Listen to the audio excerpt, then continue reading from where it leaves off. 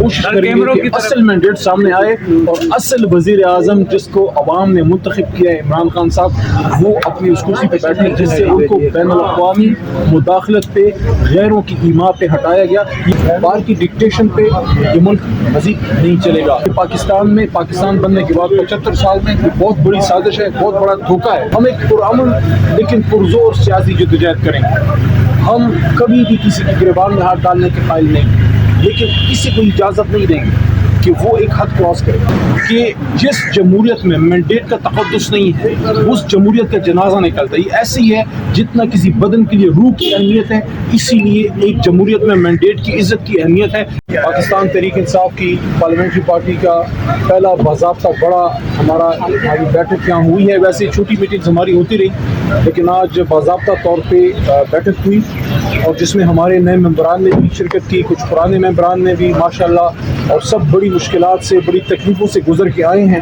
اللہ تعالیٰ کا کرم ہے، اللہ تعالیٰ کا احسان ہے کہ اللہ تعالیٰ نے ثابت قدم رکھا، اور خان صاحب کی اور تحریک انصاف کے جو ورکرز ہیں، جس طرح انہوں نے خان صاحب کی لاج رکھی اور خان صاحب کے نام جس طرح قوم کھڑی ہوئی ہے، جو ہمارا بیانیہ تھا اس کے ساتھ کھڑی ہوئی ہے۔ قوم نے ثابت کی ہے کہ سن 47 میں یہ قوم اگر ایک ملک نیا بنا سکتی تھی تو اب اس ملک کے لیے کھڑے بھی ہو سکتے ہیں، اس بات کے لیے کہ یہ ملک صحیح معنی میں ایک آزاد ملک ہو، جہاں عوام کی من مرضی کے لوگ آ کے اقتدار میں بیٹھے، پرفارمنس پہ فیصلے ہوں، اور جو پھر پرفارم نہ کرے عوام ووٹ کی طاقت سے ان کو باہر کر دے۔ باہر کی ڈکٹیشن پہ یہ ملک مزید نہیں چلے گا۔ لندن سے انکار کے بعد اب واشنگٹن کی طرف سر جھکانا یہ تو عجیب سی بات ہے کہ 75 سال پہلے ہم نے تاج برطانیہ کو کیوں بڑے صغیر پاک ہند سے باہر نکالا تھا، اگر آج ہم ان کے حکم پہ اپنے ملک کے فیصلے کریں۔ اسی کی سزا عمران خان صاحب جیل میں کاٹ رہے ہیں، ایبسولوٹلی ناٹ کہنے کی سزا کاٹ رہے ہیں، امریکہ جا کے حرمت رسول صلی اللہ علیہ وسلم کی جنگ لڑنے کی سزا کاٹ رہے ہیں، عوام کے لیے حقیقی معنوں میں انصاف کی بات کرنے کی وہ اپنی سزا کاٹ رہے ہیں۔ انشاءاللہ سب سے پہلے جو آج ہوا ہے وہ یہ ہے کہ تحریک انصاف بھرپور کوشش کرے گی انشاءاللہ عمران خان صاحب جو اس پاکستان کے لیے بلکہ امت مسلمہ کے لیڈر ہیں، ان کو قانونی طور پر پراپر پولیٹیکل اور قانونی جدوجہد کے بعد ان کو نکالا جائے۔ ہمارا سب سے پہلا ہمارا مقصد، ہماری من مرضی، ہماری منشا یہ ہے کہ خان صاحب اور ساتھ میں ہماری جو لیڈرشپ ہے، شاہ محمود قریشی، ان کے ساتھ ساتھ پرویز الہی صاحب، ڈاکٹر یاسمین راشد صاحب، ہمارے پنجاب کے سابق گورنر جناب چیمہ صاحب، ان کے ساتھ ساتھ ہمارے سابق پنجاب کے صدر اور ہماری بہت سی خواتین کارکنان، سب کے سب ہیں، ان کو نکالنے کے لیے ہماری بھرپور جدوجہد ہوگی۔ ہم ایک پرامن لیکن پرزور سیاسی جدوجہد کریں گے۔ ہم کبھی بھی کسی کی گریبان میں ہاتھ ڈالنے کے قائل نہیں، لیکن کسی کو اجازت نہیں دیں گے کہ وہ ایک حد کراس کرے۔ پارلیمنٹ کے اندر ہم اپنا بھرپور سیاسی کردار ہم ادا کریں گے، کل سے انشاءاللہ سٹارٹ ہوگا۔ آج خیبر پختونخوا میں ہمارے ممبران نے ووٹ لے لیا ہے، پنجابی ممبران نے لے لیا ہے۔ اصل میں جو ہمارا مینڈیٹ ہے اس کا آدھا تقریباً ہم سے لے لیا گیا ہے۔ خیبر پختونخوا میں ہمارے 90 ممبران، پنجاب میں 107، یہاں 86 اس وقت ہمارے ایفیڈیوٹ پہ، کچھ ابھی اوپن میں ہیں کیونکہ انہوں نے انٹرا پارٹی الیکشن لڑنا ہے۔ 9 سندھ میں پورا کا پورا کراچی ہم سے چھین لیا گیا۔ پنجاب میں آپ یہ دیکھیے کہ میاں نواز شریف صاحب کی جماعت کے انکلوڈنگ ہم بشمول ان کی تمام بڑی لیڈرشپ اپنی سیٹیں ہار چکے ہیں۔ میاں صاحب خیبر پختونخوا مانسیرا سے ہار چکے ہیں، لاہور سے بھی ہارے ہیں لیکن فارم 47 بھی جیتے ہیں، فارم 45 پہ ہمارے لوگ جیتے ہیں۔ مریم بی بی کا محرام، مریم بی بی وزیر اعلیٰ تو بنا دی گئی، لیکن جس سیٹ پہ وہ جیتے ہیں وہاں مہر شرافت صاحب ہمارے نوجوان رہنما وہاں سے جیت چکے ہیں۔ ان کے بڑے بڑے سرما جو ہے وہ ہارے، لیکن کچھ کو فارم 47 پہ جتایا گیا۔ پورا اسلام آباد ہم جیت چکے ہیں لیکن ہمارے لوگوں کو فارم 47 پہ ہرایا گیا۔ اور فارم 47 کیا ہے، فارم 45 کیا ہے؟ فارم 45 وہ رپورٹ ہے اس گراؤنڈ سچویشن کی کہ ہر پولنگ اسٹیشن پہ جتنا ووٹ پڑتا ہے وہ سارا فارم 45 پہ آپ کے سامنے ہوتا ہے۔ پریزائڈنگ افسر کی دستخط ہوتے ہیں، پریزائڈنگ افسر کے دستخط ہوتے ہیں، ووٹوں کا نشان ہوتا ہے۔ وہ رزلٹ کچھ اور کہہ رہا ہے، اور ایک کمرے میں بیٹھ کے آر او صاحب نے اپنی من مرضی سے 100 کا 1000 بنا دینا، 10,000 کا 1 لاکھ بنا دینا، 1 لاکھ سے 10,000 بنا دینا۔ یہ اس طرح سے اگر آپ نے کرنا ہے اتنے بڑے پروسیس کی پھر کیا ضرورت تھی؟ اگر ہم نے 25 کروڑ عوام کو نکالا اور 25 کروڑ عوام کو ہم نے لائن میں لگایا، جس میں 80 سال کے ہمارے بزرگ، ہمارے اسپیشل لوگ ویل چیئرز پہ 6 گھنٹے دھوپ پہ کھڑے ہو کے انہوں نے ووٹ ڈالا، اور ووٹ ڈالنے کے بعد رزلٹ کسی اور کا نکلا۔ آپ مجھے یہ بتائیے اگلے الیکشن میں پھر کوئی ووٹ ڈالنے نکلے گا؟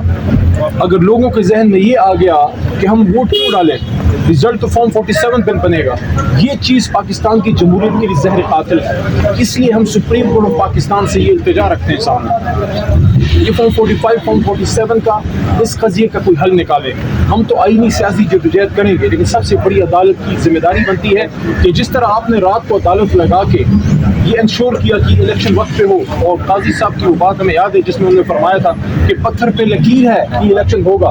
الیکشن ہو تو گیا, لیکن کیا صرف الیکشن کرانا کافی ہے یا آزاد شفاف بھی اس کی ایک لازمی جز ہے؟ اگر آزاد شفاف الیکشن نہ ہو تو کل central secretariat P T I کے مرکزی دفتر میں بھی میں نے یہ بات کی, اور آج اسلام آباد میں خیبر پختونخوا ہاؤس کے بعد اس وقت پارلیمنٹ سے چند قدم کے فاصلے پہ, سپریم کورٹ سے چند قدم کے فاصلے پہ یہ بات میں کہنا چاہتا ہوں کہ جس جمہوریت میں مینڈیٹ کا تقدس نہیں ہے اس جمہوریت کا جنازہ نکلتا ہے. یہ ایسی ہے جتنا کسی بدن کے لیے روح کی اہمیت ہے, اسی لیے ایک جمہوریت میں مینڈیٹ کی عزت کی اہمیت ہے. لیکن افسوس جن لوگوں نے ووٹ کو عزت دو کا نعرہ لگایا ان نے خود ہی اس کا جنازہ پڑا ہے. بہرحال ہماری جدوجہد جاری ہے. انشاءاللہ کل آپ تحریک انصاف کو بھرپور سیاسی رنگ میں دیکھیں گے. انشاءاللہ عمران خان صاحب کا جو میسج ہے, ان کی جو ہوپ ہے, ان کی جو توقع ہے اپنے ممبران سے کہ ان کے مینڈیٹ کی حفاظت ہو, اور عوام نے جس جذبے سے ووٹ دیا ہے انشاءاللہ اس کی حفاظت ہو. شیراز ایک جب تحریک اعتماد پیش ہوا اس کے بعد پارلیمان میں پیش رہے, خطاب بھی کیا, سب نے وہ دیکھا.